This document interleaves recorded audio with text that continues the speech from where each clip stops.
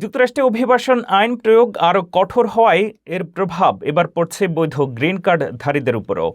৩০ বছর ধরে যুক্তরাষ্ট্রে বসবাসকারী এক ব্যক্তিকে বিদেশ সফর শেষে বিমানবন্দর থেকে আটক করেছে ইমিগ্রেশন কর্তৃপক্ষ। এই ঘটনাকে ঘিরে নতুন করে প্রশ্ন উঠছে অভিবাসন নীতির কঠোরতা নিয়ে।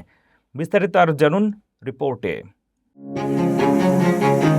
যুক্তরাষ্ট্রে অভিবাসন আইন প্রয়োগ আরও কঠোর হওয়ায় এবার গ্রিন কার্ডধারীরাও অনিশ্চয়তার মুখে পড়ছেন। এমনই এক ঘটনার কেন্দ্রবিন্দুতে রয়েছে জ্যামাইকায় জন্ম নেওয়া ডেটন লিন্ডসে, যিনি গত ৩০ বছর ধরে বৈধভাবে যুক্তরাষ্ট্রে বসবাস করছেন। ৬ বছর আগে বিয়ে করা স্ত্রী বেনজি লিন্ডসের সঙ্গে সুখী সংসার চলছিল। তবে ৩ মাস আগে জ্যামাইকা সফর শেষে শিকাগোর ওহেয়ার আন্তর্জাতিক বিমানবন্দরে ফেরার সময় ইমিগ্রেশন কর্মকর্তারা তাকে আটক করেন। বৈধ গ্রিন কার্ড থাকা সত্ত্বেও নতুন নীতিমালার কারণে তাকে হেফাজতে নেওয়া হয় বলে জানানো হয়। এরপর থেকে ডেটনকে ইলিনয়, ইন্ডিয়ানা হয়ে বর্তমানে কেন্টাকির একটি অভিবাসন আটক কেন্দ্রে রাখা হয়েছে।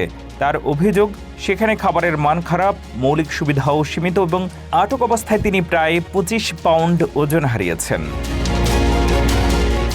আদালতের নথি অনুযায়ী ১ দশকেরও বেশি পুরনো কয়েকটি ট্রাফিক আইন লঙ্ঘন, মদ্যপ অবস্থায় গাড়ি চালানো এবং একটি পারিবারিক সহিংসতার মামলাকে তার বিরুদ্ধে তুলে ধরা হয়েছে।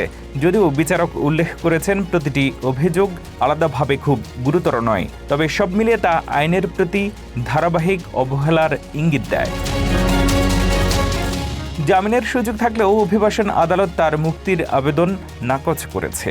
মামলাটি চালাতে দম্পতির প্রায় $৪০,০০০ ব্যয় হতে পারে বলে ধারণা করা হচ্ছে।